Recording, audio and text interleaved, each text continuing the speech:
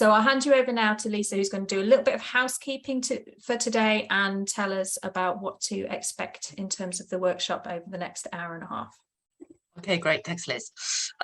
So we've got a 90-minute session for you today with no breaks. Obviously, take care of your conflict needs as and when you need them.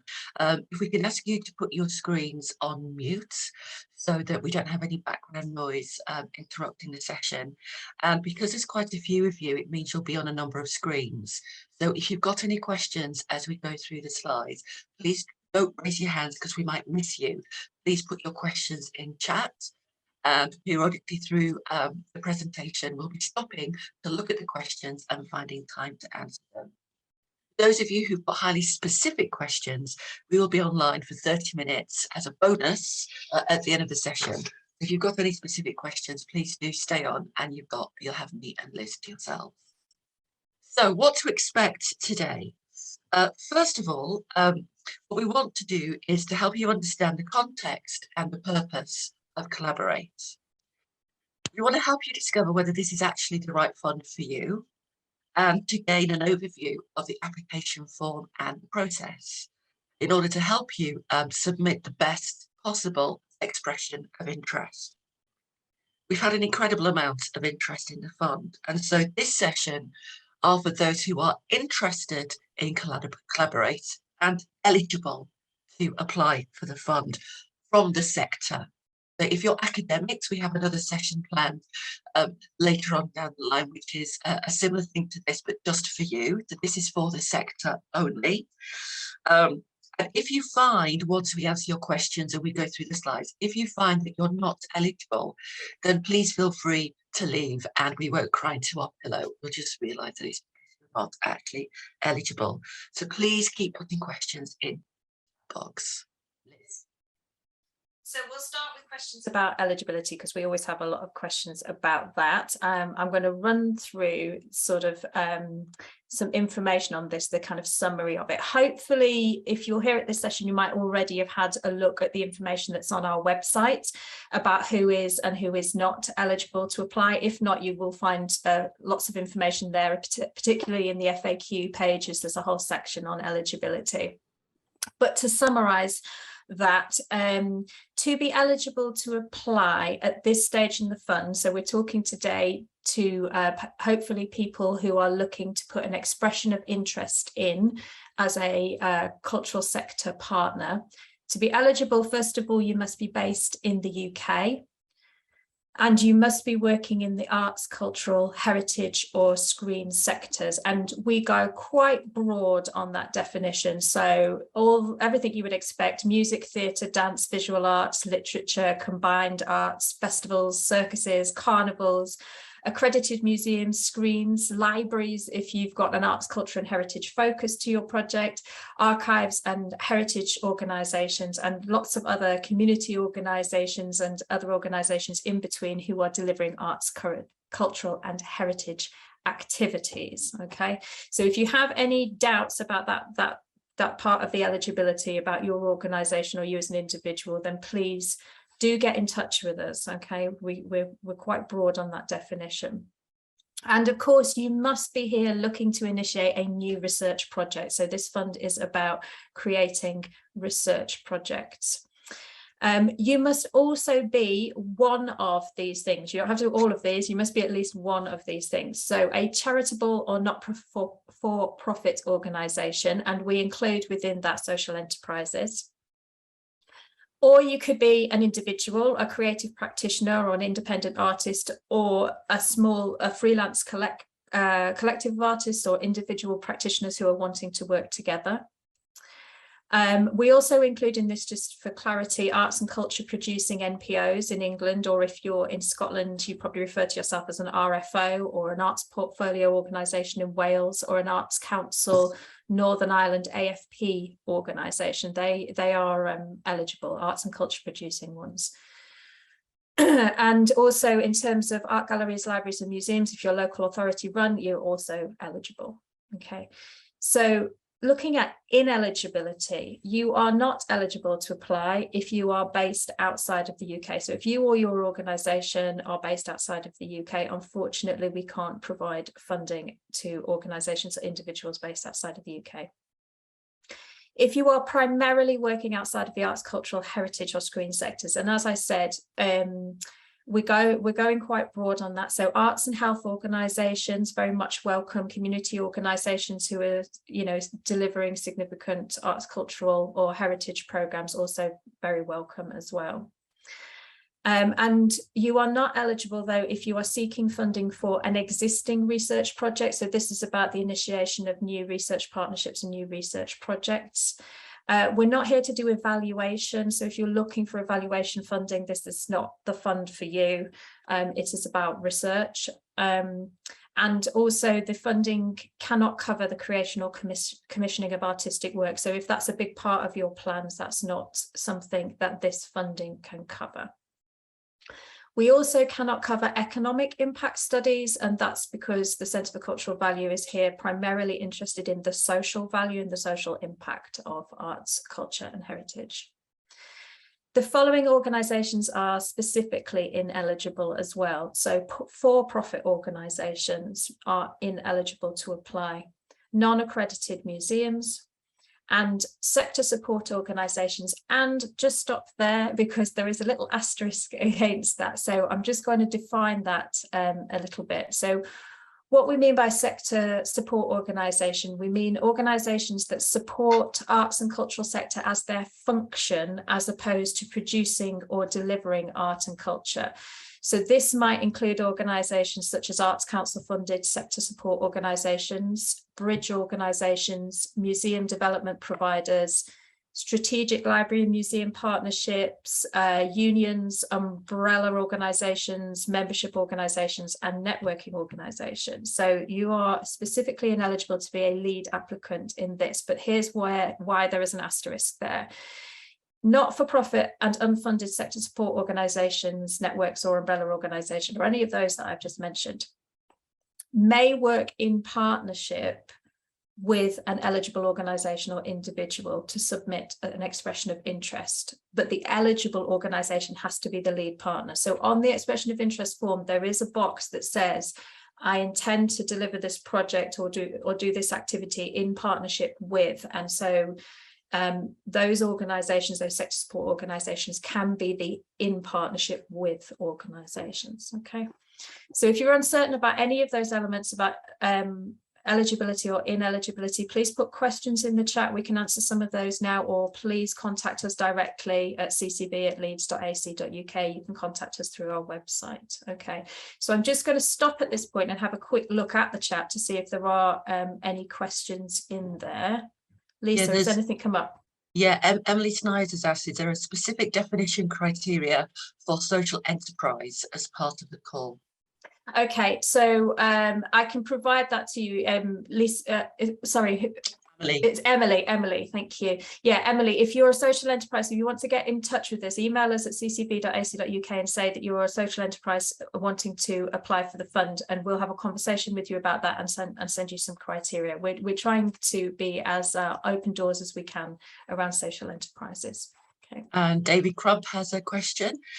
Great one. Can you elaborate on the economic versus social impact with some tangible examples? Okay, so if you're specifically looking at kind of the economic value basically of activity, so you're looking at how it's contributing to the economic growth of a particular area or the economic value to your own organisation, and that is the sole focus. That's not something that we can fund. However, I am aware that economic value does come into social value as well, and it'll be about the balance. So it has to be looking at some, you know, if you are looking at it through a prism of economic value, you would have to be looking at it in terms of the economic value and the social benefit that brings. Does that make sense? But a pure economic value study, impact study, unfortunately, that's outside of the remit of the centre. So we're not able through our funders to be able to fund those kinds of studies. I hope that answers your question. Another one's come up from Amy Chen. Are there any restrictions on kinds of partnerships? Hang on a second. Can there be a non-profit and independent practitioner partnership? Absolutely, because both independent practitioners and not-for-profits are eligible to apply, so that's fine. Yeah. Lovely. Naresh, when you say creation of artistic work is not eligible, does that include participatory or SEP work that is part of social impact? So it depends. It depends what you're actually putting into your costing. So this is a little bit down the line. The only reason why I mention it now is just so that in case people have got really strong ideas about the kinds of activity they want to do, we mention it at this stage. Actually, within the expression of interest itself, you're not required to actually detail at this stage all the activities you would want to fund. But so, for example, some of the projects that we've already funded, obviously they have some element of artistic practice within them.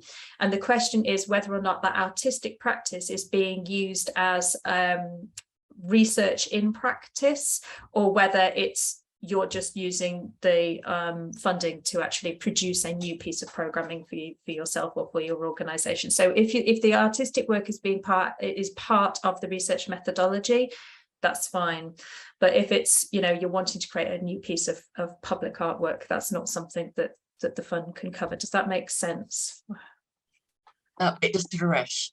It does. Dave's come back to us with a specific example, and what I'll say, David, is if you've got time to stay with us after the session is finished, we can go into a little bit more specific conversation with you about that then, as we've got quite a strict timetable to get on with at the moment. All right, so I hope you can stay with us, David. Yeah, David, those are great questions to ask at the end. We've got 30 minutes at the end where we can have that really in-depth conversation with you about your particular context. Okay. All right, great. Okay, so let's move on to the next bit. So I just kind of want to put the fund in the context of us as a centre, so you kind of understand where we're coming from with this fund and where it fits. So the Centre for Cultural Value is a national research centre. We're based at the University of Leeds, and our mission in brief is to understand the difference that culture makes to people's lives. And to build that shared understanding, we're working with cultural sector partners, we're working with academic partners, and we're working with policymakers across the whole of the UK. We represent all parts of the UK. And we're currently funded by the Arts and Humanities Research Council, by the Arts Council in England, and also by the Paul Hamlyn Foundation, who've provided us with funding over 5 years. There's 3 key areas of work that we deliver. Obviously, the first one is in research. We review and summarise existing research so that its insights can be accessed, understood and applied more widely to practice and policy making within the cultural sector. We're also interested in building a more inclusive and cultural value research community. So we're interested in both academic expertise, but also practice expertise. And we deliver new research as well, responding particularly to evidence gaps. And so a key example of this is our COVID-19 research programme, which some of you might be aware of, which explored the pandemic's impact on the cultural sector, on the public and on policy. And building an inclusive research community and creating new research responding to evidence gaps is really where the Collaborate programme fits into our work.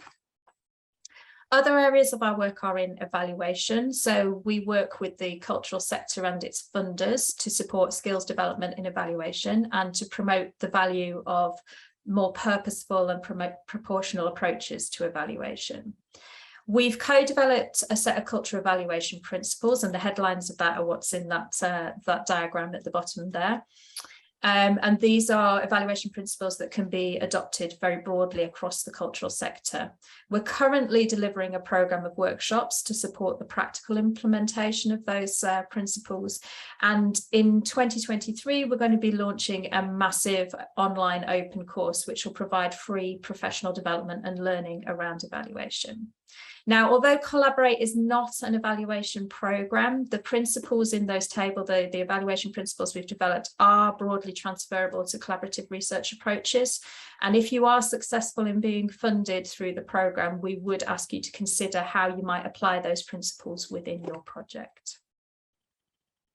And finally, we also work in policy. So our goal is to place culture at the heart of local, regional and national policy making. It's quite a grand and broad ambition, but we're aware that currently policy and funding decisions aren't always informed by evidence, and they can feel often quite disconnected from the people and places that they hope to have an impact on. So what we're trying to do with our work is to create a stronger evidence base to inform policymaking and to bring cultural sector practitioners and partners and data specialists to the table around the policymaking process to explore how cultural sector data might be better collected, better managed and used to inform policy. So that's us in a nutshell. The Collaborate programme itself, as I said, sits within our research strand of activity. And these are the specific aims of the programme itself. So evidence in the first instance. So we're supporting the cultural sector and policymakers to better understand and to be able to evidence the value of their work to their audiences, to participants or communities, and to do it in a way that's really practically applicable. So it's about making research really respond to practice and practice respond to research. We're also hoping that Collaborate is a programme where innovation can happen. So for the cultural sector, that might be about the application of research into your skills or organisational development. For researchers, it's a fantastic opportunity to develop emerging research methodologies and methodologies that are not limited to the fields of arts and humanities. So we have researchers interested in the Collaborate Fund who come from a very broad range of disciplines. And are interested in perhaps the application of proven methodologies, but in new contexts. And for both sides of that partnership, I think it's also about creating spaces for academics and creative practitioners to share ideas, to experiment and open up new ways of thinking. And finally, as a centre, we're really interested in amplifying all of the information and the findings that come out from these projects. We want to model and inform funders and share best practice about partnerships. And of course, we hope that we can support through this programme ongoing partnerships or programmes of activity that will continue to deliver value beyond the life of the project. So I'm going to pass over to Lisa now to talk a little bit about some of those benefits that come out of the Collaborate programme. Why is this so exciting? Well, by pairing sector organisations and practitioners like you with academic researchers, you will have direct access to some incredible research talent. For people like yourselves, it gives you a huge opportunity to learn an incredible amount about conducting research and about your practice. And for the academics, it provides them with an opportunity to collaborate with some of the most creative and curious people on the planet. So as far as I'm concerned, it's a win-win situation. There's so much to gain from the research skills and expertise available through this fund that may not be available within your own organisation or within your own practice. And it constitutes a direct infusion of research skills into your work, our sector, and in a way that is directly relevant to you.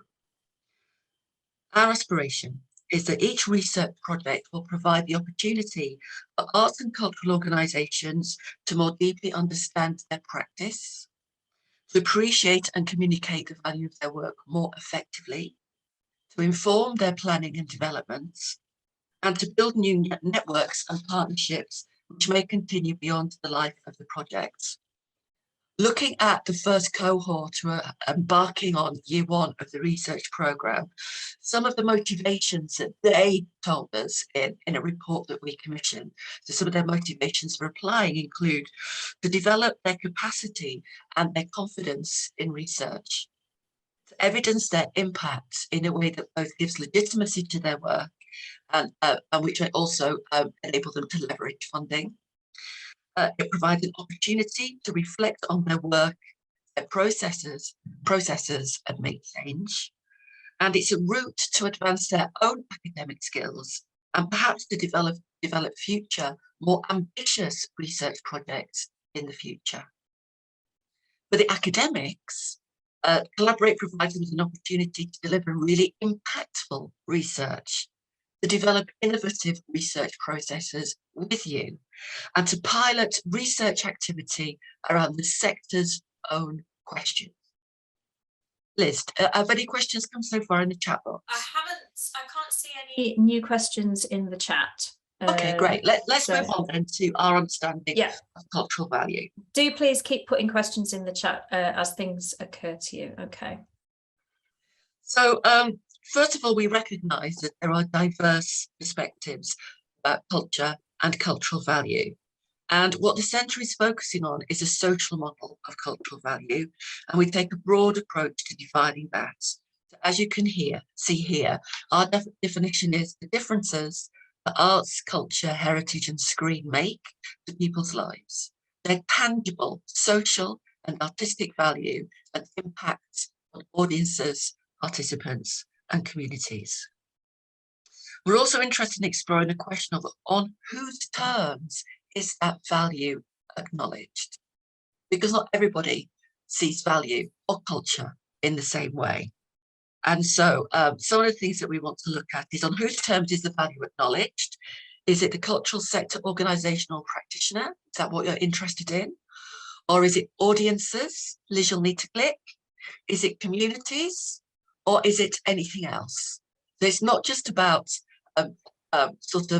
working towards our definition of cultural value, but for you to give some thought into whose cultural value is it that you're going to be interrogating.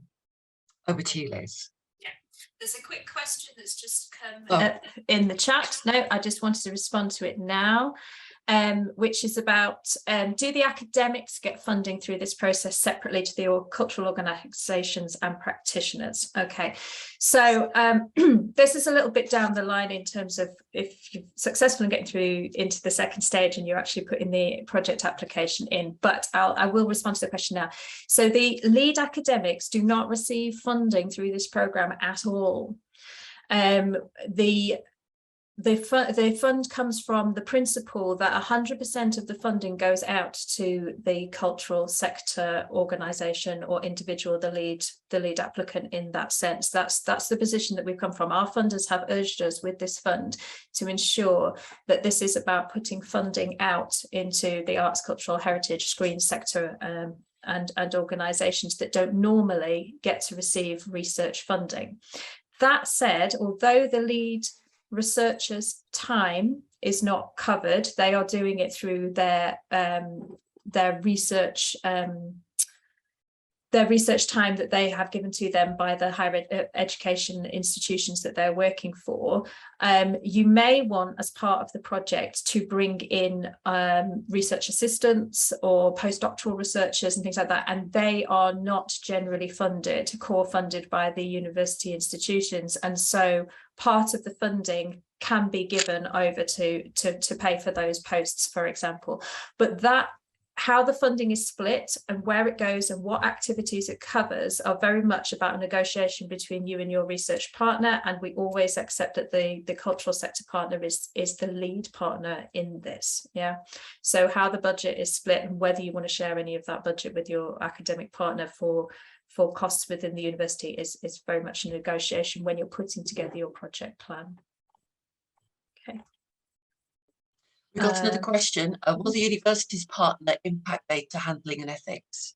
Yes, so that's part of the responsibility that they have. So any of the research ethics process goes through the university partner, and they also take the responsibility as the data controller for any data that's collected as part of your research.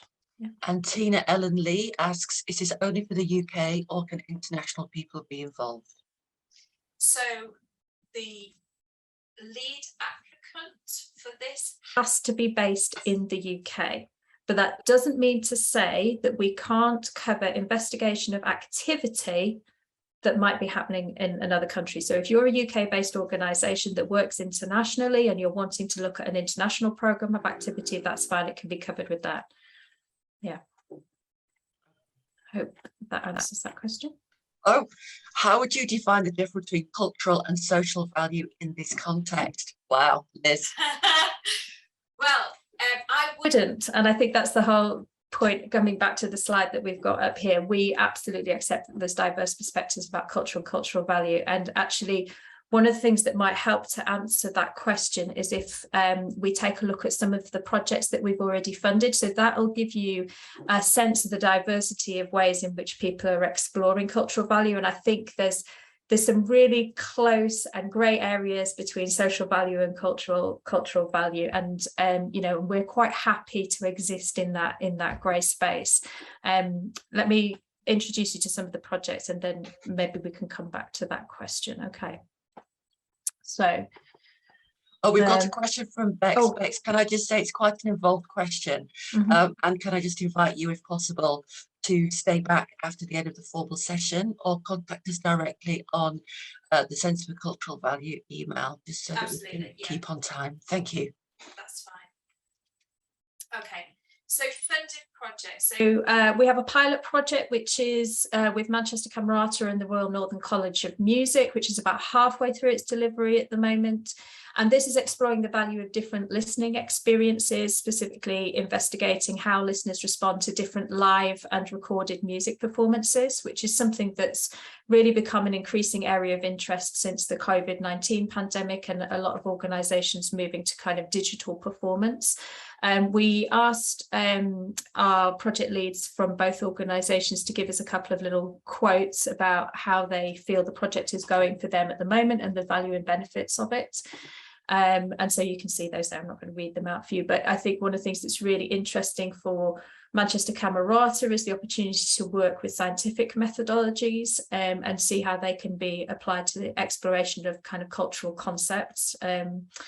And also from the Royal Northern College of Music, they're really, really interested in how they can bring their expertise alongside the expertise of the cultural practitioners as well, and really get some really fascinating and deep insights into culture, cultural practice, and what people gain from different forms of cultural practice. Okay. I can also introduce you to some of the more recently funded projects. So these are investigating a really broad range of questions about how cultural value is created and how cultural value is measured. So the first of our 5 recently funded projects is the impact of co-creation, which is a partnership between Compass Live Art with the Institute for Social Justice, which is at York St John University. And this is really looking at ideas around at a time when arts are turning to co-creation and participation to engage new and different audiences. This is a project which is going to investigate the value of making with arts activities, and it's looking at the value of that for both artists and audiences. We also have a project running, the cultural value of craft, which is between the Crafts Council and Glasgow Caledonian University in London. This project's exploring aspects of social justice as central to understanding cultural value. So this is where there's a really close alignment between that idea of kind of social value and cultural value. They're looking in particular at the impacts of race and racism, immigration and migration on cultural production, on making, and upon understanding of value. Gender stories, that's working between the National Museums of Liverpool and the University of Liverpool. They're working with people of diverse gender identities and intersecting identities, and their project is investigating how new approaches to the interpretation of museum collections and cultural histories is encouraging people to think about their own lived experiences, how it can help to foster a greater sense of belonging to place, and how it can help people to empathise with the experiences of others. The Beauty Project, this is a project between Quarantine and the University of Bristol, in fact working with a theoretical physicist. And they're working with audiences and performers to explore new methodologies for better understanding and articulating the concept of beauty in live art. And what it is, what value it holds in cultural production. And finally, we have a project with Rising Arts Agency and King's College London, and this project is investigating the dynamics of equitable partnerships within the sector to explore how power imbalances between grassroots organisations and creatives working with cultural sector institutions can affect cultural value for creatives, for cultural organisations and for audiences. There's a lot more information on all of those funded projects on our website, and hopefully Andy or Robin can put a link to where you can find that in the chat. And the projects are quite new, they're just starting at the moment, so we're going to be updating the project information as the projects progress. So what have all those projects got in common? What kind of projects are we looking for? We are looking for projects that are exploring topics that are currently not well represented in cultural sector research, so underexplored topics. That might be things that cover new or emerging issues within the sector, topics that haven't been well investigated in your particular context, for example, or which seek to investigate perspectives from individuals who are currently underrepresented in cultural value research. And we know from our own research reviewing process that individuals who are currently underrepresented include individuals who experience racism, so people from migrant communities, Black, Asian and minoritized backgrounds, also people who identify as deaf or disabled, people who are from socioeconomic backgrounds and communities that are underrepresented, such as white working class communities and also rural communities. We're also looking for projects which are highly relevant to practice, and that should be to your own practice. So when you're putting together your project ideas, you'd be thinking about why your organization exploring this question, how does it really relate to your work, how will any findings or outcomes of this project be really practically applicable.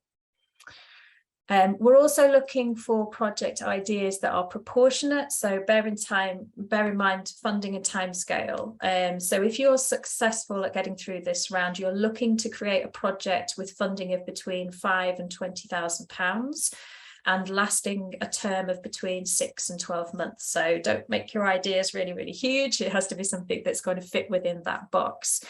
And also fit with the size of your own resource, your own level of commitment and your own current kind of knowledge and skills. So think about how much you can commit to this and how far this might stretch you or your organisation. It has to feel like it's something that's going to be achievable to you.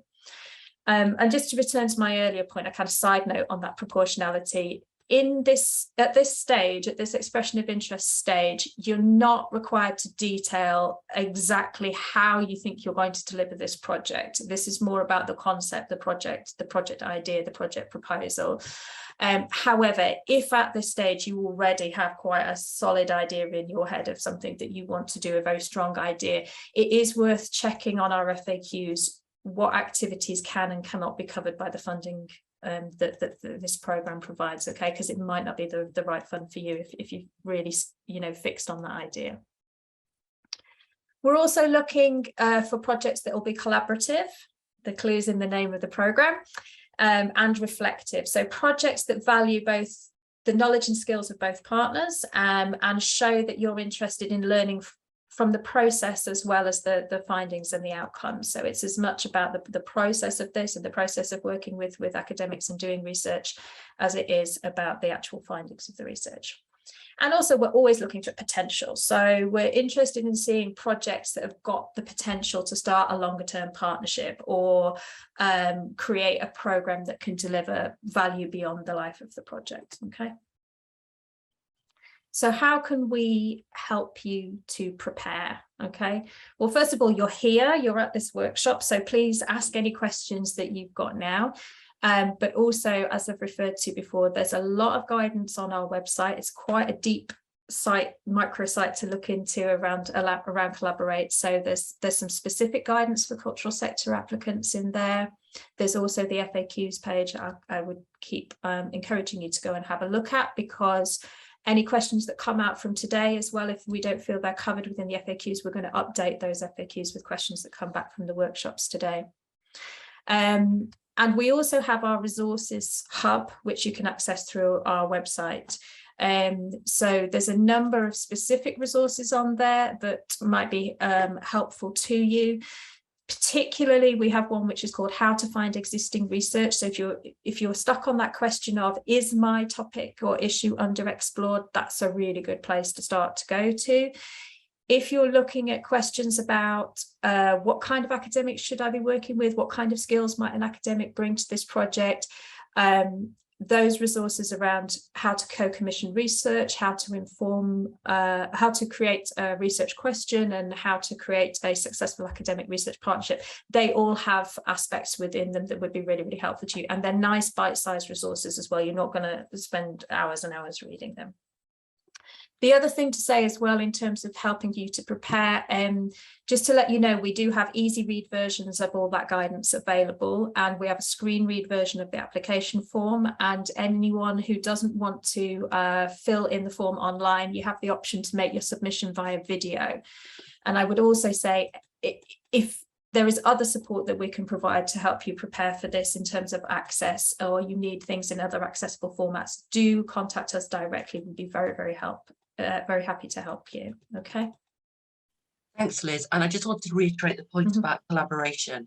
We're not buying in a researcher.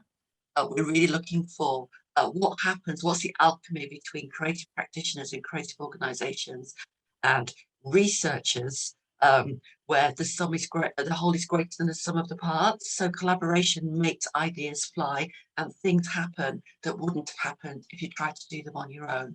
So this idea of collaborating with the academic research is really important.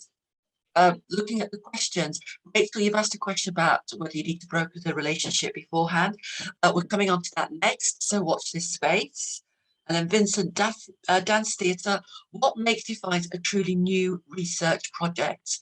And we do have a guide, don't we, on the Centre for Cultural Value website on how to do a little bit of research to see whether an area of research is underexplored. I wonder though whether that question is actually about when we say it's a new research project rather than new research. Oh, I see. If you make, okay. So I've got answers to both of those. So yes, there is the guide that's there on how to find existing research, so you can look at, you know, how well explored your topic might be already. But in terms of what we're saying about new research project, so what we mean by that is, it doesn't mean to say that you might not already have done a bit of your own research or exploration into this, but it's really about looking at a new research question. It would certainly be about a kind of new research partnership as well. So if you've already got a project running and you're just looking to extend that, or you've already got a research partner in place and you're just looking for more funding to work with that partner, this isn't going to be the fund for you. So that's what we mean by new in that sense. But it doesn't mean to say that it isn't built upon existing practice, existing programs, looking at, you know, and in fact it would have to be, because it has to have, you know, relevance to your practice and your organization. So I hope that might answer that question about new research.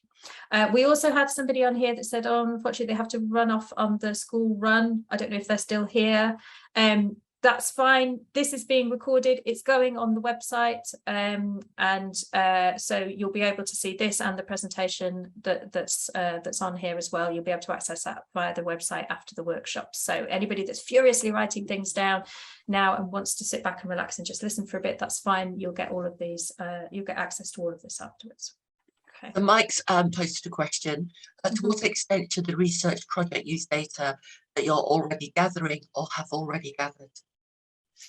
Oh, that's well, I suppose that is a question, Mike, for you to have with your research partner, your academic research partner, when you if you get through this stage and then you get to the point of kind of putting together that research project, because the answer to that is, how robust is that data?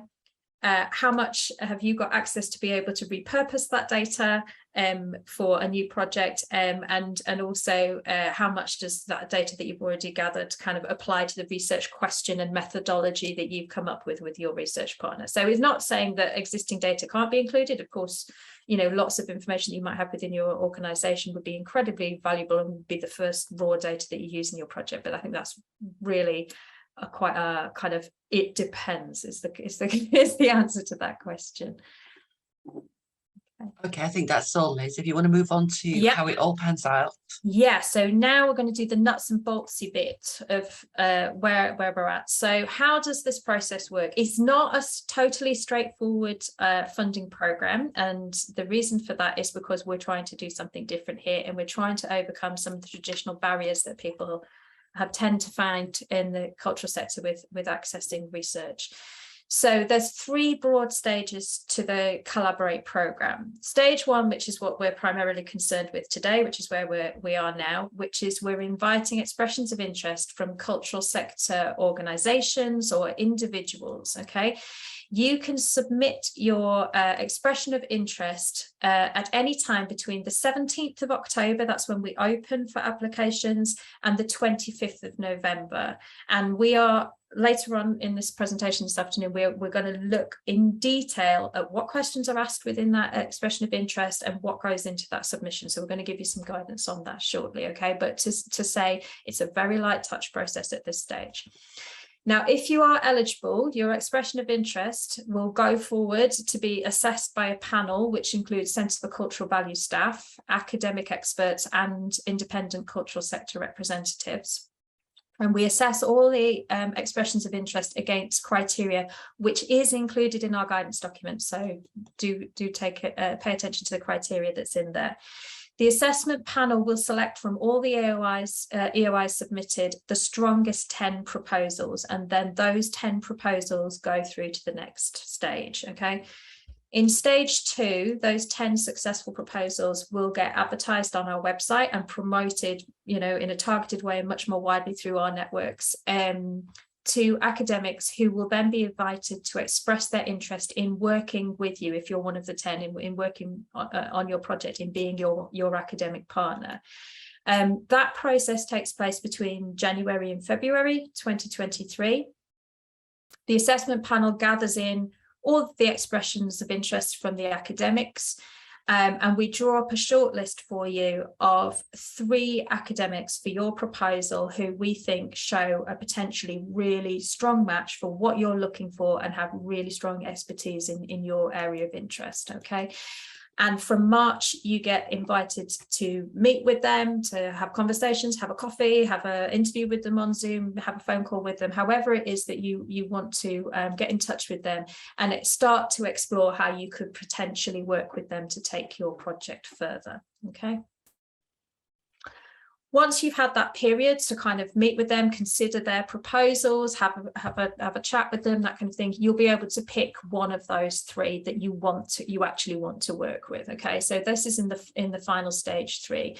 Having met with them all, you select the one you want to work with, and then you're able to work with them in the first instance to develop a much more detailed project application. So this is where jointly you develop the key research question, your research methodology, your action plan, and your costing. So all that stuff about who's going to get what money and what are we going to do and who's responsible for this and that and the other, and when are we going to run the project and how much money do we need for it, all of that, you get about 8 weeks to work with them, to negotiate with them, to put that project application together.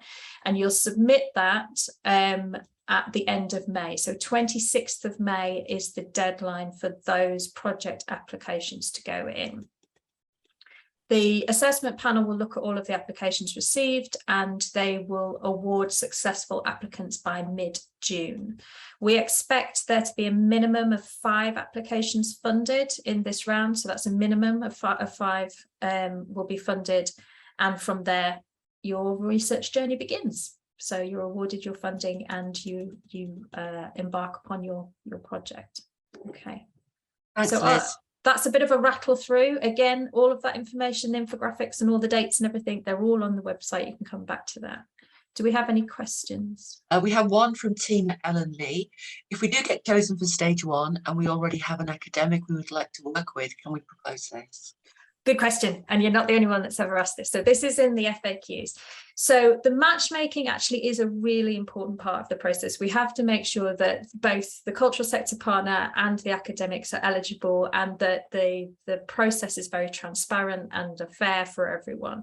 So if you have an academic in mind that you would like to work with, what I would say is, if you're successful in getting through this and you're one of the 10 and your project is advertised, what you need to do is then you need to encourage that academic to put in their expression of interest. And again, it's very light touch, that, so that it shouldn't be something that's beyond them. But it doesn't necessarily mean that they will be selected to be matched with you. I think that's the only thing to say, because it may be that there are stronger matches for you out there. Okay, so I think that's the risk. If you're really determined you want to work with a particular academic, again, this might be not the fund for you. Okay. Can I just add also that with if you have got an academic in mind, when they submit, if they were to submit an EOI in response to yours, I would steer them away from putting in a methodology, because the whole point is that it's an expression of interest and the methodology is co-created between the partners that are matched. So that's a really important thing to consider. Rachel Nelkin asks, let's just see if I can get this question up. Is it possible to delay the start of the research? Could the main research project run in 2024, or does it need to be the 2023-24 financial year? Okay, yeah, so although it says July, your research journey begins, that's the potential. It could start in July. So in fact, the projects that we're funding are between 6 and 12 months, and that can take place anytime between July 2023 and September 2024. September 2024 is a hard cut-off date because we don't have the funding available to us after that. But at any point between July 2023 and September 2024, you could run your project. Okay. And Tina's come back to us with, what is the match criteria, and is it on the website? Yes, it will be. So if you go through, if you're successful in this stage, you'll be able to see what the match criteria is, because effectively it's the criteria that we ask the academics to respond to when they put their expression of interest in. Yeah. Okay, I think that's all the questions for now. Should we move on to the expression of interest, Liz? Sure. Okay. Cool. So what we're going to do next then is we're going to sort of give you a handheld tour through the EOI form and give you lots of tips and facts to help you write the best possible expression of interest. We want good ones. We want everyone to, you know, sort of fulfill their potential of having a real stab at being matched in this fund. There's only 5 sections in the EOI. We tried to streamline it and make it as simple as possible. And we're only wanting 1,300 words from you in total across those 5 questions. Please use this opportunity as I go through the expression of interest to clarify your thoughts in relation to your research idea. And if you've got any questions, do put them in the chat box and we'll respond to as many as we can as we go through. The first question is, what is the topic or issue or question you want to research? So the most important thing here is that it needs to relate directly to our definition of cultural value, which I shared with you earlier. And you need to be able to argue the need for the research into this specific topic because it either addresses issues around underrepresentation and/or because it is underexplored, emergent, or new. Okay. So it needs to relate to cultural value, addresses something that is underrepresented or underexplored, emergent, and new. And it can include considerations on these following things, but the core focus must be on cultural value. So you can look at the intrinsic audience experience, as in our beauty project with quarantine. It can look at artistic practice, it can look at audience development and questions of quality, but it must focus and respond to our definition of cultural value. Next, once we know what the topic, issue, or question is, we need to know why this is of interest to you. So we're interested in the relevance of this research to one or more of the following 3 things: your organisational purpose, your practice, or the wider sector. So for us, the wider sector is the lesser of the 3. It still features, but we're actually really important. It's really important that it's relevant to you, your purpose, and your practice.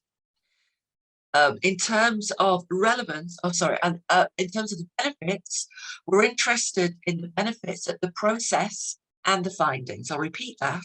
We're interested that the research findings and process will bring the following kinds of benefits to audiences and/or communities, to your practice, to research participants, or to the wider sector.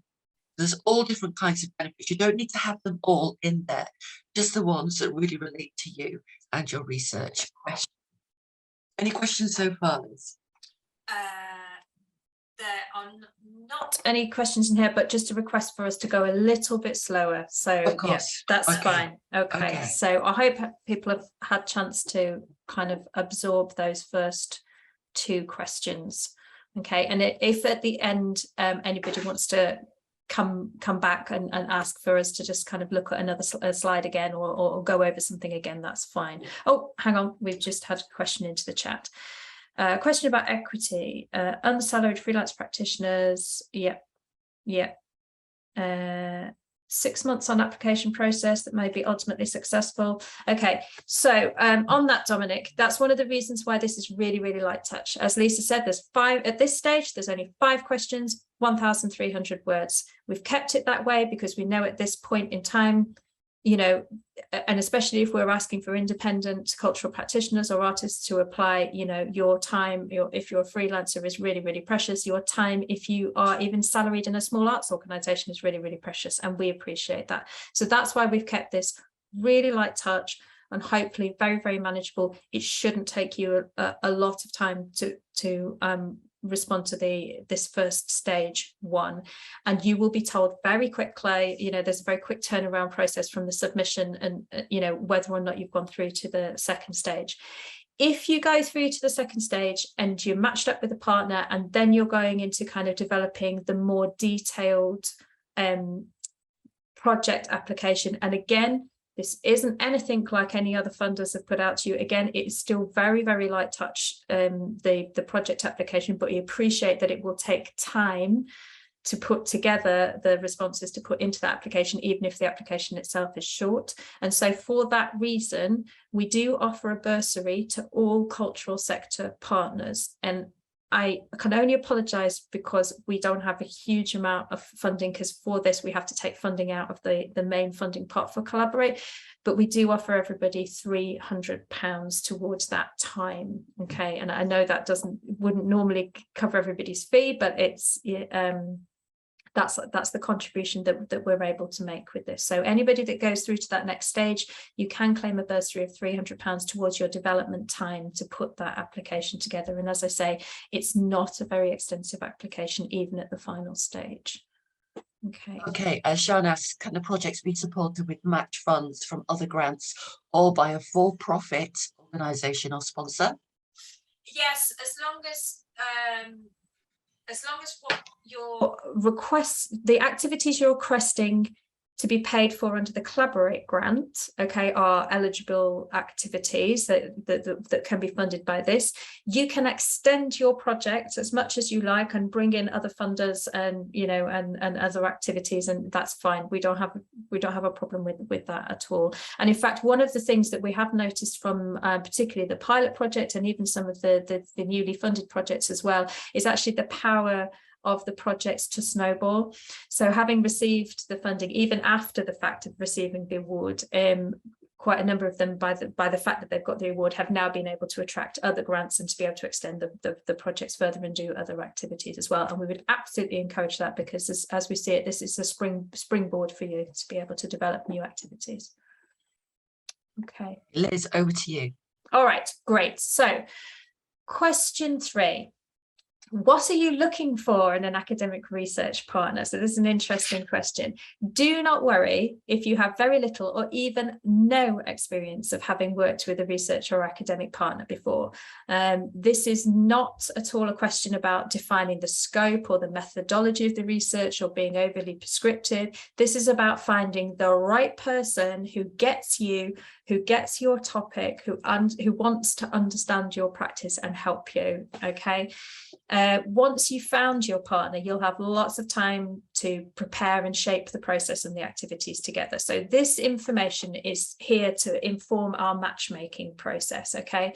We need to understand what sort of partner would suit you or your organisation best, and how you would or could envisage working together collaboratively. So what we're looking for under this question is an indication of what you would ideally like around things like qualities of that academic, you know, how much are they willing, their willingness to take a risk, is that important to you, you know, their previous experience or understanding of your sector, your field, the communities that you're wanting to work with, or the questions you're wanting to explore, and you know, any specific skills or expertise as well, of course. Okay.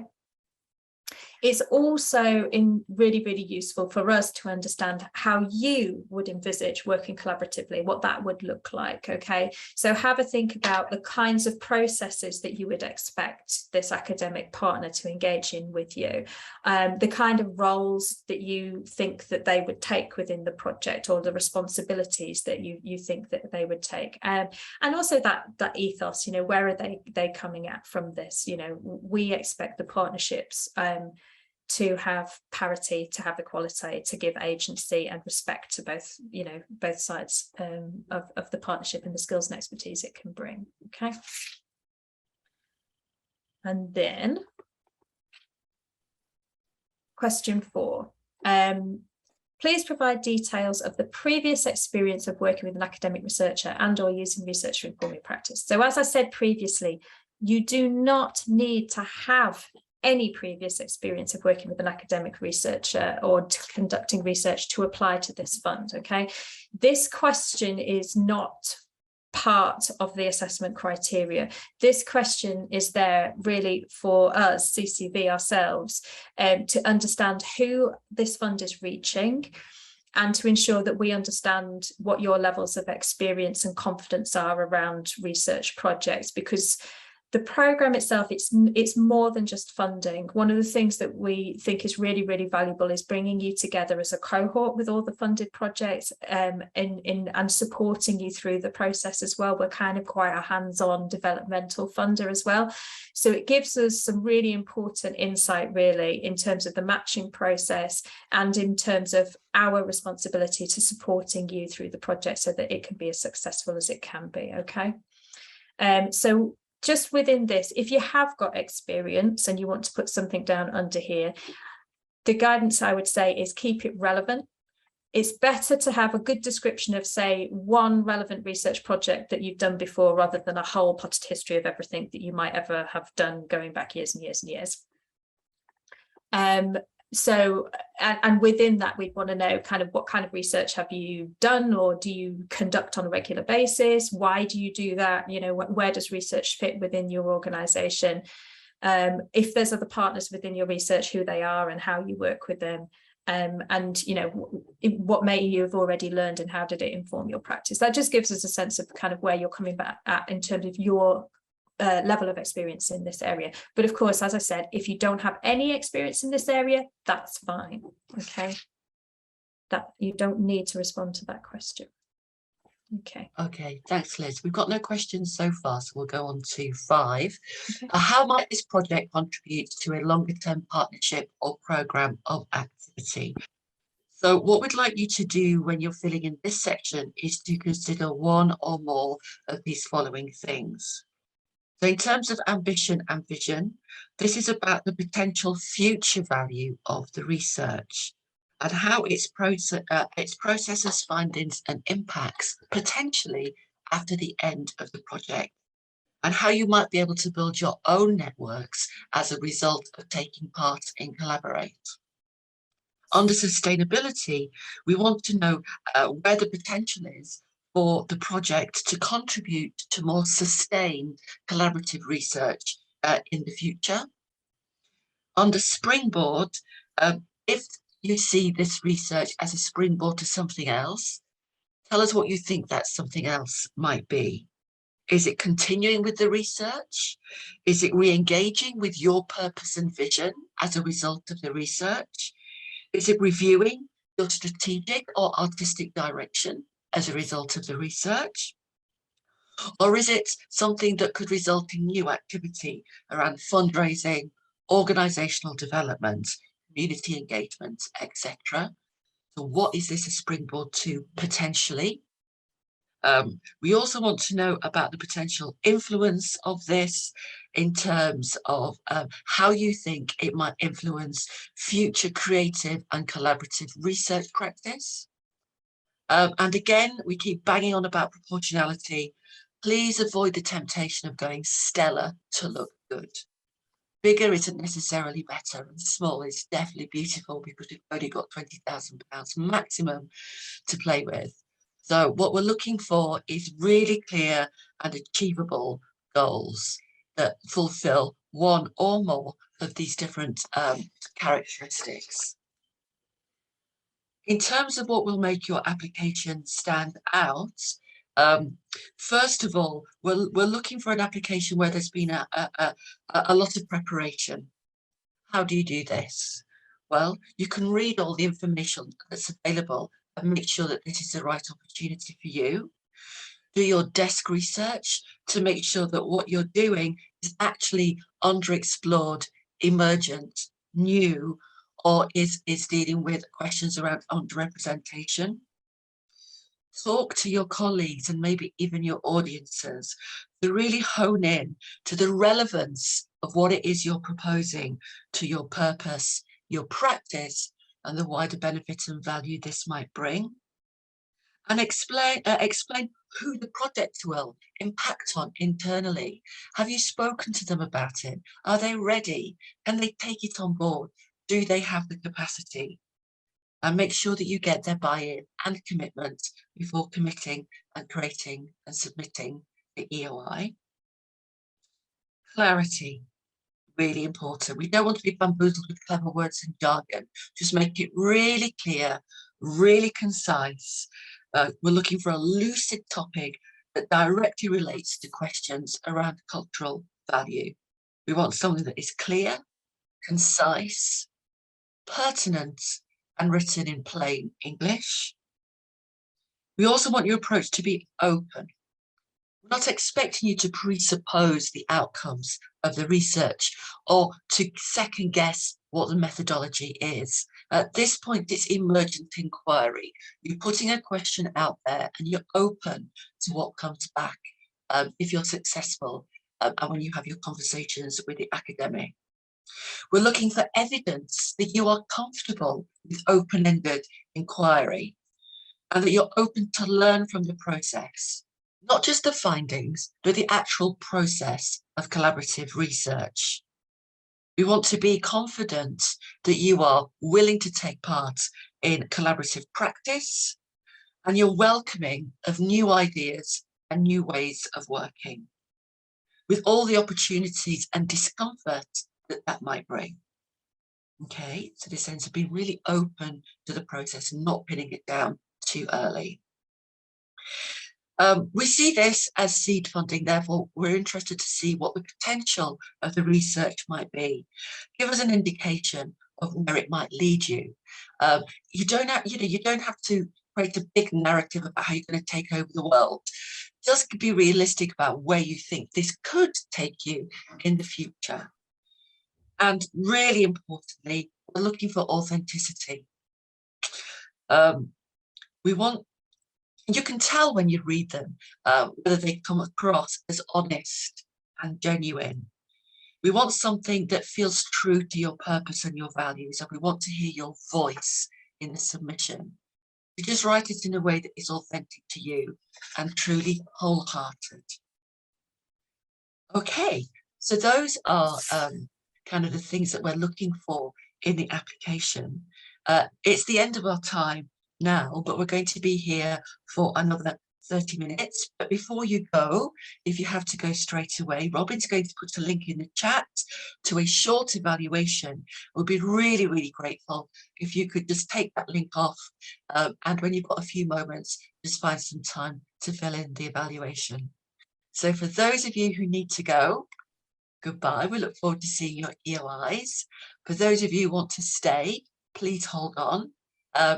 Maybe put your cameras on so we can see who you are, and we're open for a chat for the next half an hour or so. Very much.